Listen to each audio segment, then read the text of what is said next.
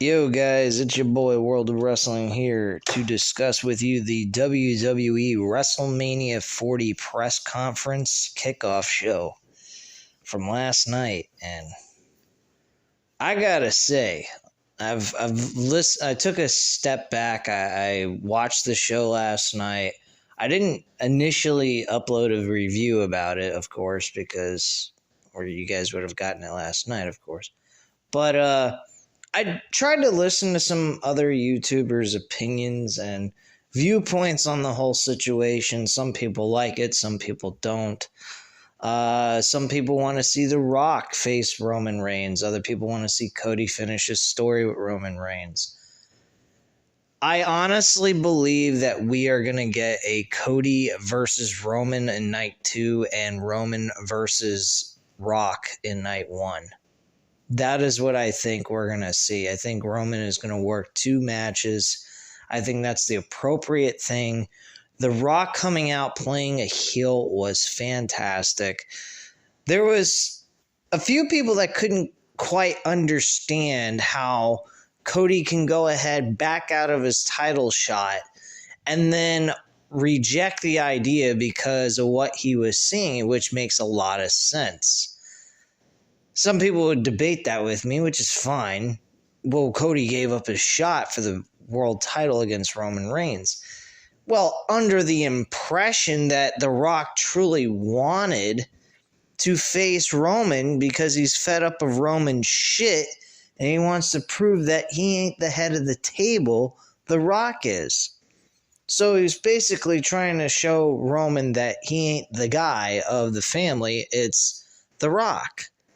Which Cody you could wheel your way around this and say, hey, well, Cody was looking at it as The Rock wanted a piece of Roman Reigns and he wants to be the head of the table, and Roman can't be walking around claiming he's the head of the table because The Rock's still around of the Samoan family.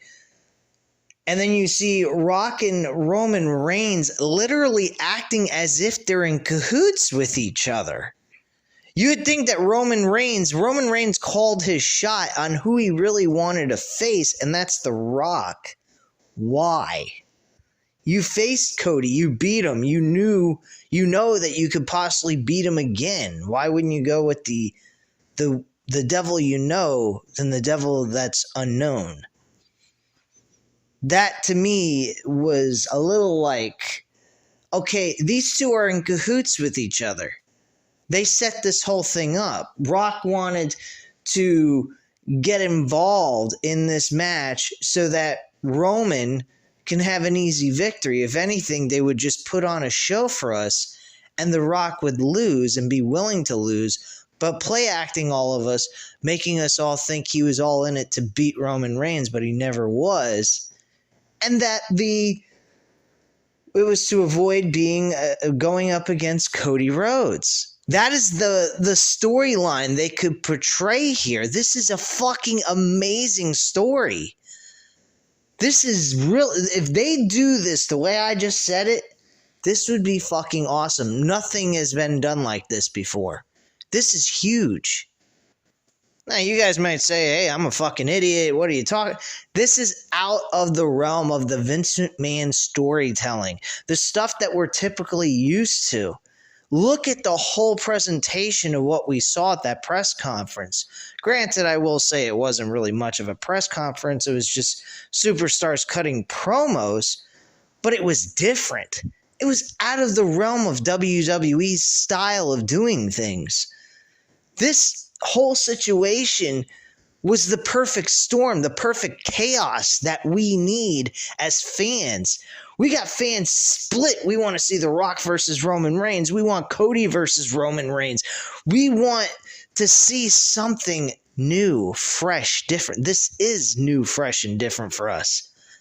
We're seeing a possibility where The Rock and Roman Reigns were in cahoots to make sure that Cody couldn't get the shot for the damn title. And the fans want to see it both. Fans want to see both of these matches. You can't be fucking... I don't care if you're a Cody Rhodes supporter or not. I'm a Cody Rhodes supporter. I want to see him finish his damn story already. But damn it to hell, I wanted to see The Rock versus Roman Reigns. But under these circumstances, it just doesn't work. The splitting the two main events up on night 1 and night 2 definitely works everything. At the end of the day, folks, we are seeing The Rock trying to compromise with the audience. And Rock put me in my fucking place, honestly. I'm going to say that right now. The Rock put me in my place with that rant I made last week. Straight up. I was pissed at him. I was going, this guy's got all of a sudden a huge ego. I never imagined him being like this. I honestly think he realized he made a mistake. He thought that the fans would still appreciate the match anyway, despite Cody winning the Royal Rumble. And he found out that these fans really want Cody to finish his story. So his attitude is now, let's go ahead and do a double main event. And let's give these fans what they want. There's fans that want to see Rock versus Roman. And I'm in the same boat. I want to see Rock versus Roman. I just don't want to see it at the wrong place. Not the wrong place. At the wrong time, I should say. And this is the wrong time. But compromising in the sense of night 1 and night 2 WrestleMania main events would definitely suffice for everyone to enjoy this event. I don't want to see triple threat. I mean, I have a great idea with the triple threat match. I don't know if people would agree with it. Have Cody Rhodes stack Roman Reigns and The Rock together and pin them both like Roman did with Edge and Daniel Bryan. I don't know if people would like that or not. It would definitely be an amazing visual, I think. I mean, seeing The Rock being pinned and stacked with his cousin, basically saying the Dusty Rhodes family is the family to represent and respect. That's a lot. That gives Rock a lot of credibility to the fans. For him to do that and be willing to go through with a finish like that would be amazing. I think he would get a lot of credibility from the fans that got angry at him for what he was doing with this whole situation. And I'll be honest, I absolutely love this. I love the chaos that's being involved here. I love the idea that they're trying to create so much confusion and basically giving you a real life kind of situation here. I love The Rock playing into the heel-like reactions from the fans. The fans are booing him. Some of them, not most of them, half of them are booing The Rock. And he's reacting to them. That is good stuff. That is what we need. You made a mistake, you turn it into a positive. That's what The Rock did here. He turned this into a positive. Now, the next step is trying to figure out what direction do they want. Do they want a triple threat match on night 2? Or do they want to do a night 1 main event with Roman and night 2 at Roman against Cody Rhodes and Rock versus Roman at night 1? That is the overall decision they got to make here. They either got to decide on whether Roman is going to face 2 opponents in 2 nights or both of them in 1 night. I hope they do the night 1 and night 2 situation. But if they wanted to do the triple threat match, they could and make sense of it as like saying, hey, you gave up your spot. Well, tough shit. I didn't know you were going to be fucking playing me like a sucker and standing up for Roman Reigns when clearly Roman Reigns shouldn't even want to face your ass. He should want to face me. He's already beaten me before. Why would he have any problems beating me again? You know? I mean, he did have to cheat to win, but he's doing that with everybody. What would be any different with The Rock? I mean, come on. He did it at the fucking Royal Rumble in a fatal 4-way match. I mean, the guy's cheating every single time he has a match now. Because he's losing the steam that he once had. He didn't have to do this every single fucking match. He sometimes won matches clean. He didn't have to cheat. So this is the situation we got. I really liked this very much. Seth Rollins is the only bystander here that I'm not liking. Seth Rollins is really getting buried in these commentary promos.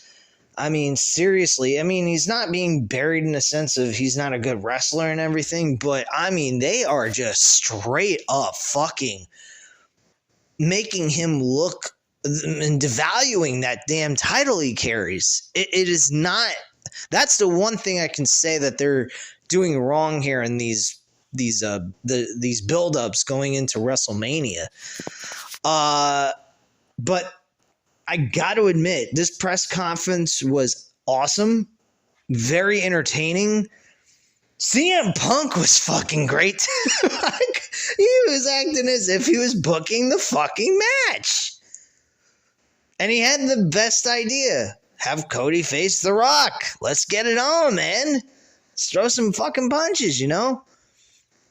I like that idea too. Rock versus Cody. That would be an excellent match. I don't know. I honestly don't know, but this is chaos that's needed. I know it's a lot of confusion and it leaves a lot more questions than answers, but it's a good cliffhanger to get people to continue to keep watching. And that's what this is all about. Keeping people's interest. People are interested in this. That crowd was at a press conference cheering and booing The Rock, cheering the Cody Rhodes. There was people all interested in this shit. This is a really good situation. Now, depending on how they end it, it could end up bad. That's the sticky part about this whole issue. What are they going to do to continue this positive momentum I think they are developing here with this situation and moving forward with it? Because they could always go right back to square one, have a lot of fucking issues, and fuck it all up. That's the problem with all this. Had they just had The Rock win at the Royal Rumble, there wouldn't be no questions. Nobody would be bitching. Nobody would be complaining. You can take all the Cody Rhodes haters and shove them up your ass. Or the Cody Rhodes crybabies that are making death. I can't believe, I'm a Cody Rhodes fan, and I can't believe there's people out there making death threats to The Rock's daughter. And I think I heard a rumor that there was a death threat to The Rock himself. Like, come on, man. What the fuck's wrong with you people? This is wrestling. This isn't life or death. I mean, this is just idiotic, this shit with these fans. The Rock just shitting on fans like that. And he mentioned that in the Pat McAfee interview. He said there's Cody Rhodes fans, and then there's Cody Rhodes crybabies. And the people he dislikes right now is the Cody Rhodes crybabies who are crying about the fact that he didn't get his main event shot at the world title that he was willing to give up. And I think it's great. I really do. And I agree with The Rock. I think anybody that wants to make, and I think that's who he's referring to as the Cody Rhodes crybabies, are the ones making death threats to him and his daughter, making really terrible commentary about him as a person, in a sense of like he's a piece of shit and yada, yada, yada. I mean, granted, I was one of those people. I didn't say he was a piece of shit. I just didn't. I just said I'm starting to lose respect for him because I thought he cared more about the business of pro wrestling than being egotistical and worrying about himself. And right here, he's making a compromise. And I really see that in him in this situation. I see there is a compromise here. He wants to give Cody, or this whole situation with Cody at this press conference wouldn't even occurred. None of it. We would have seen Cody just be a little bitch and just go off and challenge for the title he didn't want. The title that I should want is Roman Reigns because that's the guy that beat him last year and he was so fucking close to winning and got screwed. Why wouldn't he want to be chasing after that title?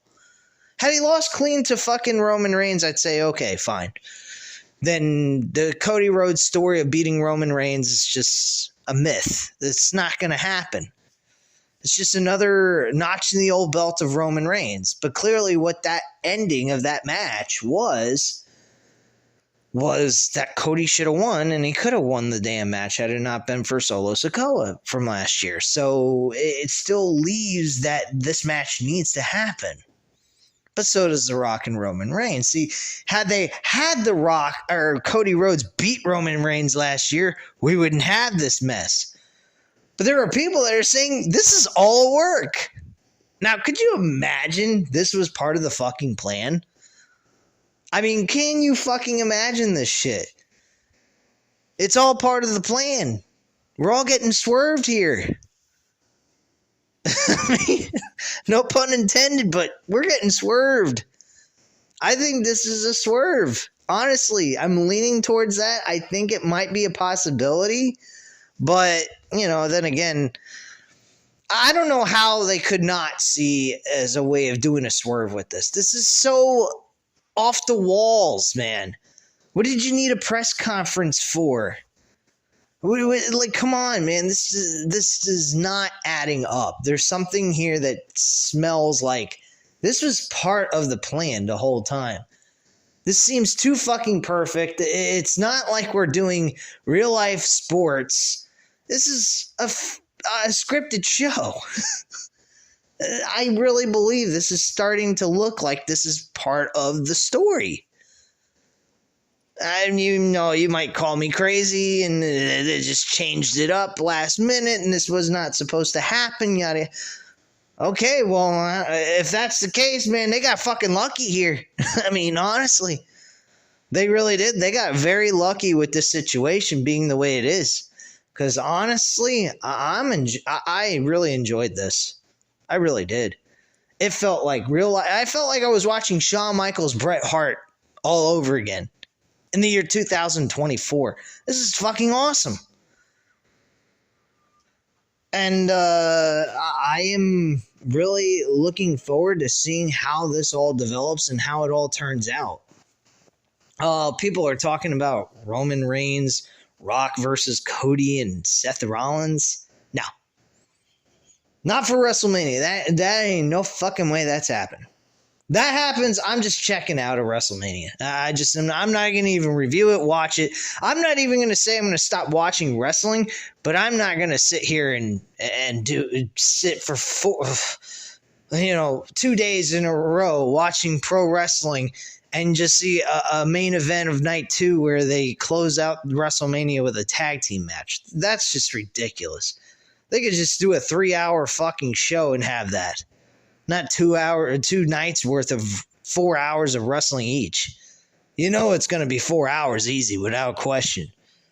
So, I mean, that's 8 hours combined. I'm not going to sit through 8 hours of pro wrestling 2 nights in a row and sit there and just go, oh, a tag team match in the main event of night 2, which is technically the main event, folks, if you're just wondering. My opinion is the last match that closes the show is really the main event. Main event night 1, yeah, you can call it main event night 1. I call it the bridge to night 2. Okay, I'm not even. It's a co-main event. That's secondary main event. That's not primary. Okay, so let's just be real with ourselves. I mean, everyone keeps claiming, oh, night 1 main event is an actual main. No, it's not. Is WrestleMania closed out? Are we leaving the town? Are we leaving the state? No, we're not. So it's not the fucking main event. It's that simple. But yeah, I think that this was a very nice cliffhanger. This is leaving a lot of questions and answers in a positive way. And I think we're going to see a positive result come out of this if they do this correctly. If they don't, well, it's the same old story. It's something we're used to with WWE. They always seem to drop the ball when they have something cooking correctly, and they just fuck it all up. But anyway, guys, that's all I have to say on this press conference for WrestleMania 40. I hope you enjoyed the video. If you did and you liked my commentary about all of this, please hit the like button, hit the subscribe button if you're not already subscribed to the channel, and leave a comment down below. I'll definitely get back to you on that. I thank you guys very much for watching, and have a great night, guys. Bye.